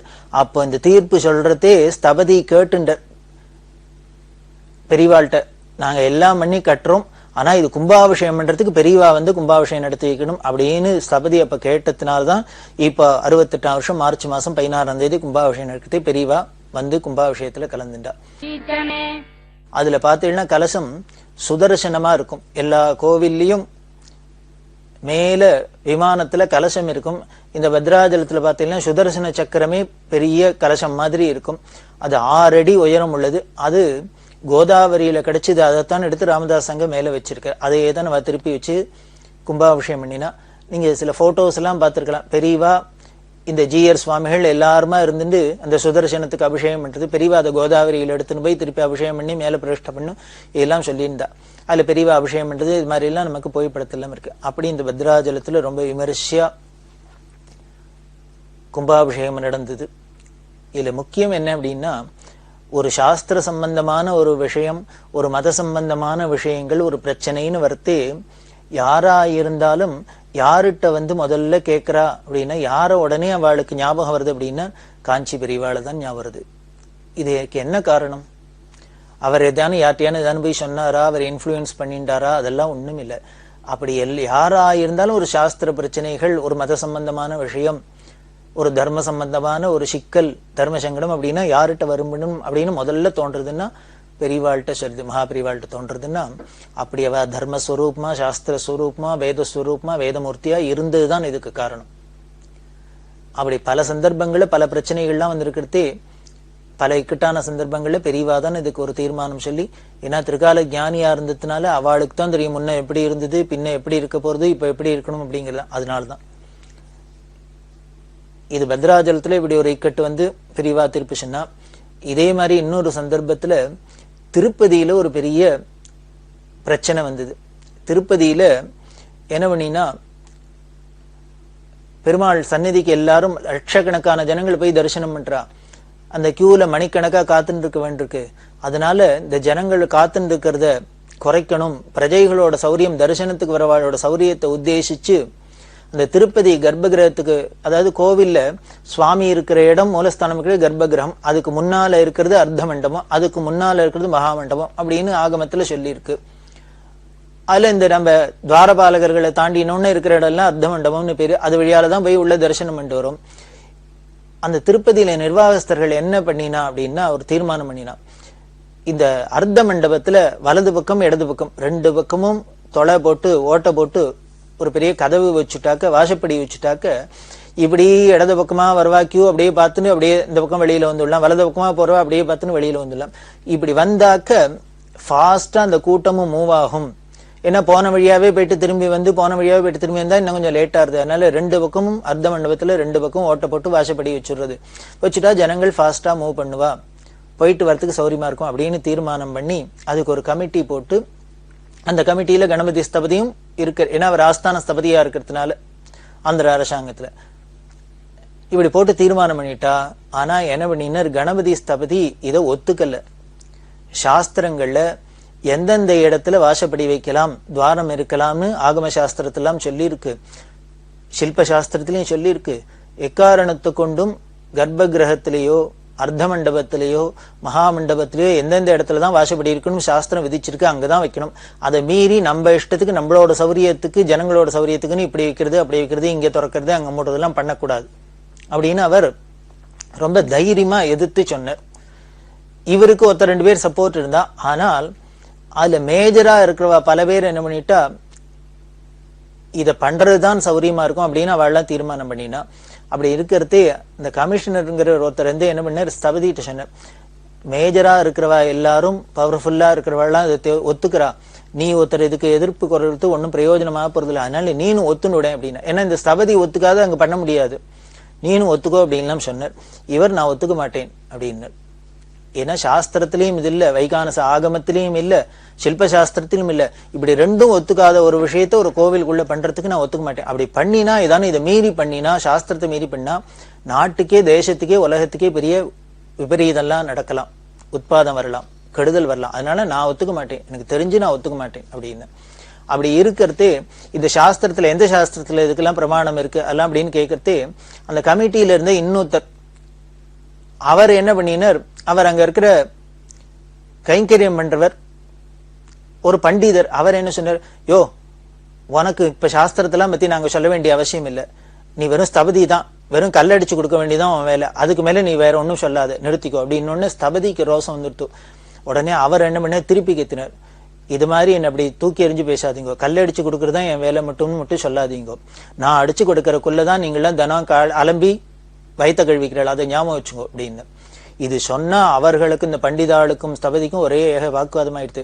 உடனே அவள்லாம் சேர்ந்துட்டு, எப்படி நாங்க அவர் சொல்லுவார் ஸ்தபதி எங்களை அவமானமா பேசுவார் அப்படின்னு சொல்ல அந்த கமிஷனர் பார்த்தார், ஸ்தபதி உங்களை ஒன்னும் அவமானமா முதல்ல பேசல, நீங்க தான் அவரை அப்படி எடுத்தறிஞ்சு பேசினதுனால அவர் பதில் சொன்னார், அதனால நீங்க தான் அவர்கிட்ட முதல்ல மன்னிப்பு கேட்கணும், இதுக்கு பிரச்சனைக்கு காரணம் நீங்க தான் அப்படின்னு சொல்ல உடனே அவள்லாம் சரி ஏதோ வாய் தவறி சொல்லிட்டோம் அப்படின்னு சொல்லி எத்தனை நேரம் சண்டை போட்டு இருக்கிறது. ஒரு வழியா சமாதானத்துக்கு வந்தா. இது மனசை ரொம்ப வருத்தப்படுத்துது ஸ்தபதிக்கு. அதனால என்ன பண்ண, நிம்மதிக்காக சாந்தி வேணுங்கிறதுக்காக கிளம்பி பெரியவாள்கிட்ட வந்துட்டு, பெரியவாள்கிட்ட வந்தாலோ இல்லையோ இவர் வந்து தரிசனத்துக்கு வரத்தையே பெரியவா உடனே என்ன பண்ணினா இவரை பார்த்தோன்னு அப்படின்னு காமிச்சா, நாமத்தை காமிச்சு இடிக்க போறியான்னு, அதாவது பெருமாள் கோவில் இடிக்க போறியான்னு. உடனே இவர் அழுதுண்டே சொன்னார். அது மாதிரி அவள்லாம் தீர்மானம் பண்ணிக்கா, நான் ஒருத்தன் சொல்றது எடுபட மாட்டேங்கிறது, என்ன பண்றதுன்னு தெரியல, இது மாதிரிலாம் பண்ணினா சாஸ்திர விரோதம் ஆகம விரோதம், பெரியவா தான் இதுக்கு ஒரு காப்பாத்தணும் அனுகிரகம் பண்ணணும் அப்படின்னு பெரியவா ஸ்தபதிக்கு ஆறுதல் சொல்லி தைரியம் சொல்லி, கவலைப்படாத, நீ தர்மத்தை தானே நினைக்கிற, நல்லது தானே சொல்ற, அதனால உன் மனசுபடியே நடக்கும் போ, சத்தியமேவ ஜெயத்தை அதான சொல்றது வேதம், அதனால என்னைக்கும் வாய்மையே வெல்லும், கவலைப்படாத, நீ போ, மனசுபடியே நடக்கும் அப்படின்னு. இவர் சொன்னார், பெரியவா எனக்கு என்னமோ தைரியம் சொல்றான், ஆனா இங்க இப்போ மிஷின்லாம் கொண்டு வந்து இடிக்கிறதுக்கு எல்லாம் ஏற்பாடெல்லாம் ஆயின்னு இருக்கு, எனக்கு என்னமோ இது நிற்கும்னு தோணல அப்படின்னு. கவலைப்படாத, நீ நினைச்சபடியே நடக்கும், சுவாமி இருக்கார், பெருமாள் இருக்கார், நீ போயிட்டு தைரியமா வீட்டுக்கு போ அப்படின்னு. இவர் உடனே திருப்பி ஹைதராபாத் வந்துட்டு, ஹைதராபாத் வந்தாலும் நில கொள்ளல. என்ன பண்ண, இவரையும் மரியாதை, இவருக்கு ரொம்ப நெருங்கின நண்பர் முதலமைச்சர் பிரம்மானந்த ரெட்டின்னு சொல்லலையா, அவர் வீட்டுக்கு காலங்காலத்தாலே எந்தின்னு தூக்கத்துல இருந்தவர் படிகாலத்தாலே எந்தின்னு போயிட்டார். இந்த செக்யூரிட்டி பார்த்துட்டு, சார் என்ன இவர ஸ்தபதியை தெரியும், இங்க இப்போ வந்திருக்கேளே அப்படின்னு அவர்கிட்ட பேசின்னு இருக்க. அந்த சமயத்துல பிரம்மானந்த ரெட்டி பால்கனிக்கு வந்துட்டு பார்த்துட்டு, ஸ்தபதிகாரு வாங்கோ அப்படின்னு உள்ள கூப்பிட்டார். என்ன அப்படின்னா, இவரை பார்த்தாலே ஒரு மாதிரி கலவரமா இருக்காரு இல்லையோ, என்ன உங்களுக்கு பிரச்சனை ஏன் அப்படின்னு. இது மாதிரி அவ திருப்பதியில 2 பக்கம் அர்த்த மண்டபத்துல ஓட்ட போட்டு வாசப்படி வைக்கணுங்கிறா, இது சாஸ்திர விரோதம். நான் பெரியவாள்கிட்ட போய் சொன்னேன், பெரியவாளும் இதுக்கு அனுகிரகம் பண்ணியிருக்கா, நீ மனசுபடிதான் நடக்கும், இது எதுவும் வராது, கவலைப்படாதுன்னு சொல்லியிருக்கா, நீங்க தான் பாத்துக்கணும் அப்படின்னு சொல்ல, பிரம்மானந்த ரெட்டி சொன்னார், ஃபைல் எங்கிட்ட தானே வரும், நான் பாத்துக்கிறேன், கவலைப்படாத, நீ வீட்டுக்கு போ அப்படின்னு சொல்லி தேர்தல் சொல்லி அனுப்பிச்சார். அப்போ என்ன ஆச்சு, ஃபைல் வந்தது, என்ன ஆச்சு அப்படிங்கிறது நமக்கு இது ஒன்றும் பெருசா சொல்ல வேண்டாம். இப்ப பார்த்தாலே தெரியுது, இன்னி வரைக்கும் அந்த இடத்துல அர்த்த மண்டபத்துல வாசப்படி வரல, துவாரம் விழல அப்படின்னா இது பெரியவாளோட தபோபலத்தினால நடக்கிறது. இது சாஸ்திர விரோதமா எந்த காரியமா நடந்தா அதை தடுத்து நிறுத்தத்துக்கு தானே ஒரு பெரியவா அவதாரம், தர்ம சம்ஸ்தாபனார்த்தம் சம்பவாமி யுகே யுகேன்னு சொல்றாப்புல. அப்படி பெரியவா அனுகிரகத்தினால பல நிகழ்ச்சிகள் நடந்துருக்கு. பெரியவா சரணம். இந்நிகழ்ச்சியின் அடுத்த பகுதி நாளை மாலை இதே நேரத்தில் ஒளிபரப்பாகும். பெரியவா சரணம். பெரியவா சரணம். அடுத்த நிகழ்ச்சி திருவாசக இன்னிசை. வழங்குபவர் ஸ்ரீ சத்குருநாத தேசிகர் அவர்கள். பெரியவா சரணம். திருச்சிற்றம்பலம். அச்சப்பத்து புற்றில் வாழ் அறவும் அஞ்சேன், பொய்யர்தம் மெய்யும் அஞ்சே, கற்றைவார் சடையம் அண்ணல் கண்ணுதல் பாதம் நன்னி, மற்றும் ஓர் தெய்வம் தன்னை உண்டு என நினைந்து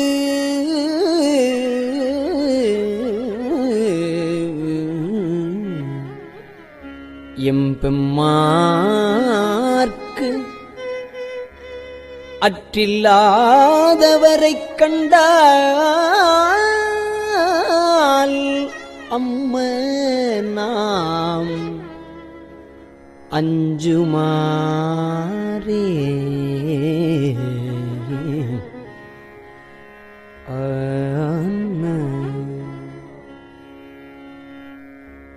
வெறுவரேன் வேட்கை வந்தால் வினைக்கடல் ஒளினும் அஞ்சேன், வெறுவரேன் வேட்கை வந்தால் வினைக்கடல் ஒளினும் அஞ்சேன், வெறுவரேன் வேட்கை வந்தால் வினைக்கடல் கொளினும் அஞ்சேன், இருவரால் மாறு காணா எம்பிரான் தம்பிரானாம் திருவுரு அன்றி மற்றோர், திருவுரு அன்றி மற்றோர் தேவர் எத்தேவர் என்ன, திருவுரு அன்றி மற்றோர் தேவர் எத்தேவர் என்ன, அறுவராதவரை கண்டால் அறுவராதவரை கண்டால் அம்மனாமஞ்சுமாரே. வன்புலால் வேலும் அஞ்சேன், வளைக்கையார் கடைக்கண் அஞ்சேன், என்பலாம் உருக நோக்கி அம்பலத்தாடுகின்ற என் பொல்லாமணியை ஏத்தி,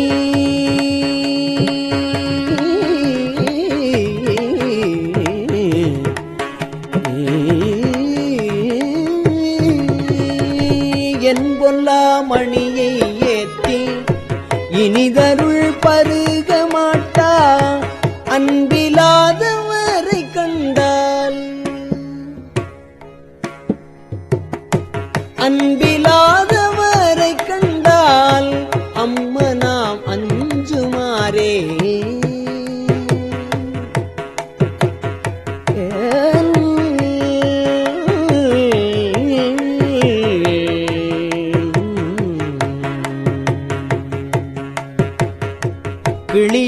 அஞ்சினார் கிளவி அஞ்சேன் அவர்கிரி முறுவல் அஞ்சேன் வெளிய நீராடும் மேனி வேதியன் பாதம் நன்னி துளியுலாம் கண்ணராகி தொழுது அழுதுள்ளம் நெக்கிங்கு அழியிலாதவனை கண்டால் அம்மனாம் அஞ்சுமாறே.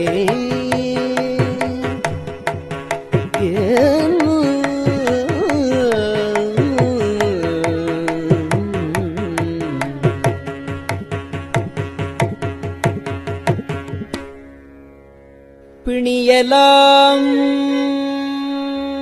வரினும் அஞ்சேன்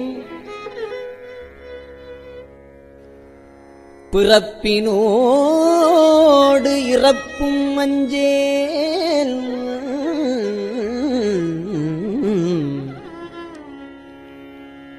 துணி நிலாணியினான் தன் தொழும்பரோடு அழுந்தி அம்மா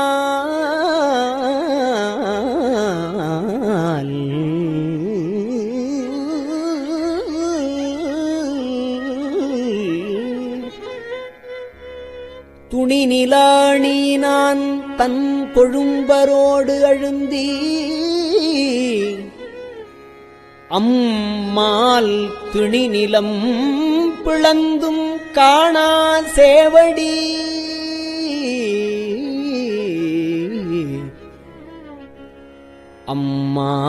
அம்மால் துணி நிலம் பிளந்தும் காணா சேவடி பரவி வெண்ணீரு அணிகிலாதவரைக் கண்டால் அம்ம நாம் அஞ்சுமாறே.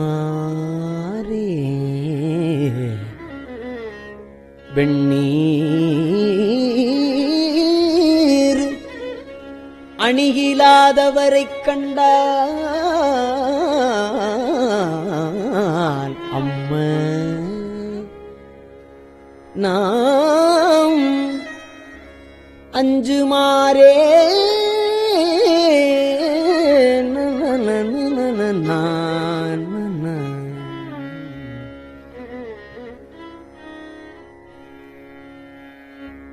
வாழுலாம் எரியும் அஞ்சேன் வரை புரண்டிடினும் அஞ்சேன் வாழுலாம் எரியும் அஞ்சேன் வரை புரண்டிடினும் அஞ்சேன் தோளுலாம் நீற்றன் ஏற்றன் சொற்பதம் கடந்த அப்பன் வாழுலாம் எரியும் அஞ்சேன் வரை புரண்டிடினும் அஞ்சேன் தோளுலாம் நீற்றன் ஏற்றன் சொற்பதம் கடந்த அப்பன் தாள தாமரைகள் ஏத்தி தடமலர் புனைந்து நெய்யும் ஆளலாதவரை கண்டால் ஆளலாதவரை கண்டால் அம்மனா மஞ்சுமாரே. தகைவிலா பழியும் அஞ்சேன் தகைவிலா பழியும் அஞ்சேன் சாதலை முன்னம் அஞ்சேன் புகைமுகன் தெரிகை வீசி பொலிந்த அம்பலத்துளாடும் முகை நகை கொன்றை மாலை முகை நகை கொன்றை மாலை முன்னவன் பாதம் ஏத்தி அகம் நெகாதவரை கண்டால் அகம் நெகாதவரை கண்டால் அம்மனா மஞ்சுமாரே. தரிசரி களிரும் அஞ்சேன் தழல் விழி உழுவை அஞ்சேன் வெறிகமிழ் சடையன் அப்பன் விண்ணவர் நன்னமாட்டா செறிதரு கழல்கள் ஏத்தி செறிதரு கழல்கள் ஏத்தி சிறந்தி நீதிருக்க மாட்டா அறிவிலாதவரை கண்டால் அறிவிலாதவனை கண்டால் அம்மனாம் அஞ்சுமாறே.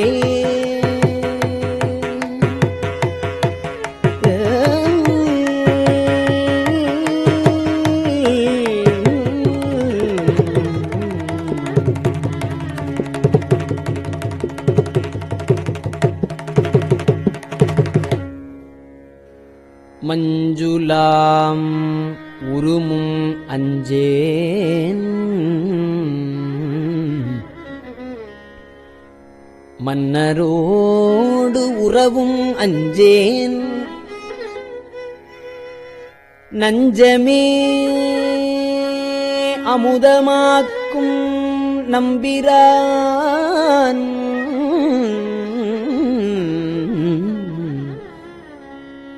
நஞ்சமே அமுதமாக்கும் நம்பிரான் எம்பிரானாய் செஞ்சவே ஆண்டு கொண்டான் திருமுண்டம் தீட்டமாட்டாது அஞ்சுவார் அவரைக் கண்டால் அம்ம நாம் அஞ்சுமாறே.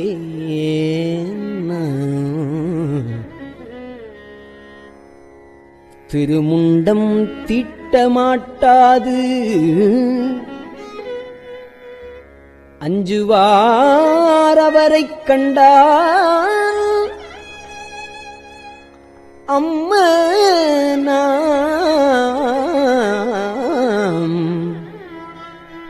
அஞ்சுமாறே.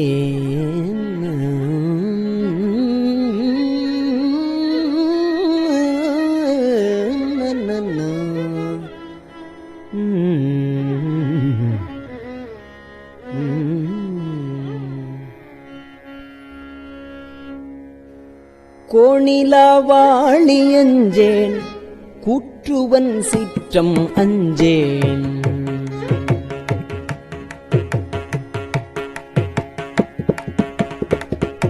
கோணிலாவாளி அஞ்சேன் கூற்றுவன் சீற்றம் அஞ்சேன் நீனிலா அணியினானை நினைந்து நைந்துருகினக்கு நீனிலா அணியினானை நினைந்து நைந்துருகினக்கு வானிலாங்கண்கள் சோர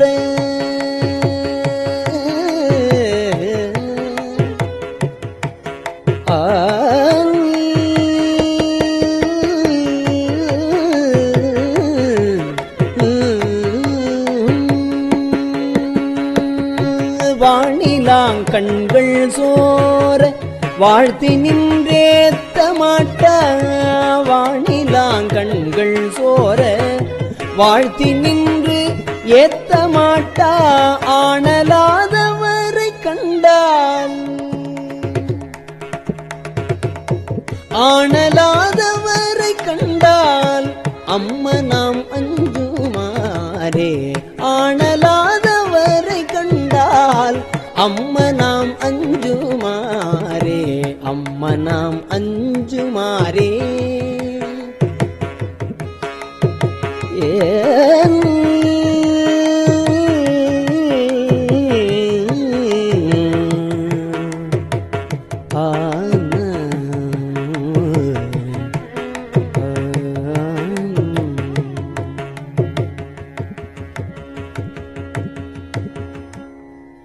திருச்சிற்றம்பலம்.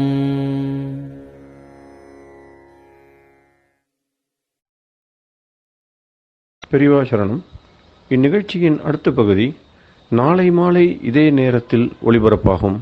பெரியவா சரணம். பெரியவா சரணம். பெரியவா வானொலியின் இன்றைய நிகழ்ச்சிகளின் நிறைவாக திருப்பொன்னூசல் வழங்குபவர் சத்குருநாத தேசிகர் அவர்கள். பெரியவா சரணம். திருச்சிற்றம்பலம். திருப்பொன்னூசல்.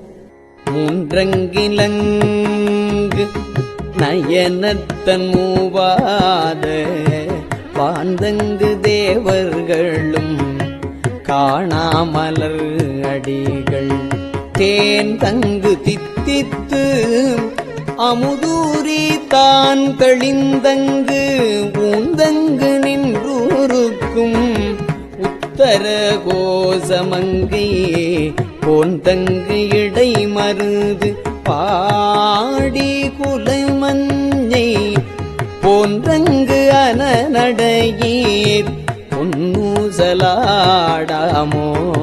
போன்றங்கு அனநடையீர் பொன்னூசலாடாமோ.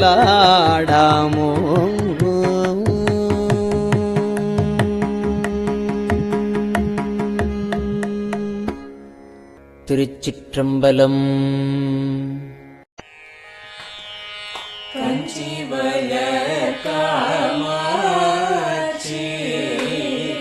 தன் குழந்தாய் சங்கரரே கஞ்சிவல காமாட்சி தன் குழந்தாய் சங்கரரே குரு சந்திரசேகரரே உறங்கிடுவீர்களே உறங்கிடுவீர்களே.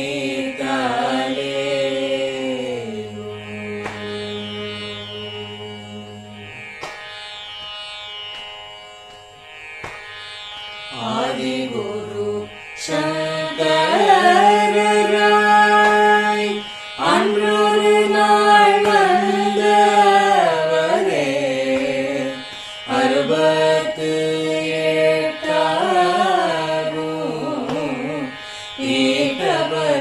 ஏகபதிகாரே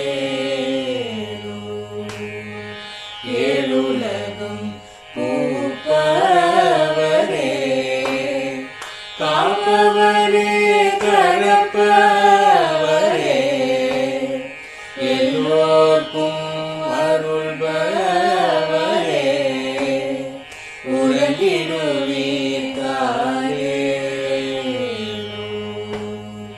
அயனுடனே மாலவனோ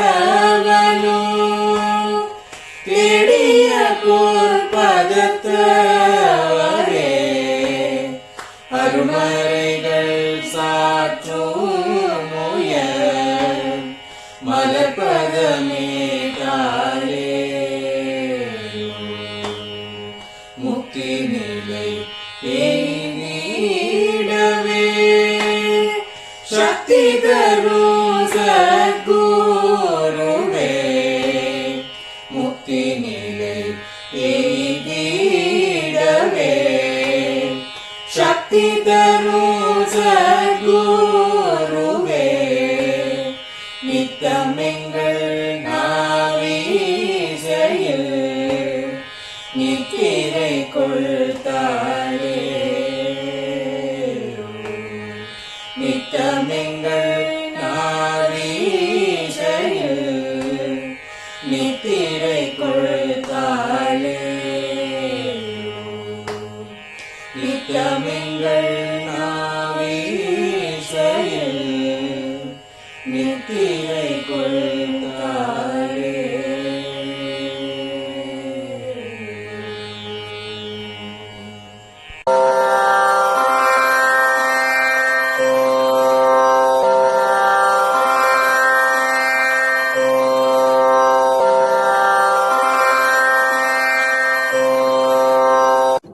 பெரியவா சரணம். பெரியவா வானொலியின் மாலை நிகழ்ச்சிகள் இத்துடன் நிறைவடைகின்றன. எமது அடுத்த ஒளிபரப்பு நாளை காலை இந்திய நேரப்படி 6 மணிக்கு துவங்கும். பெரியவா சரணம்.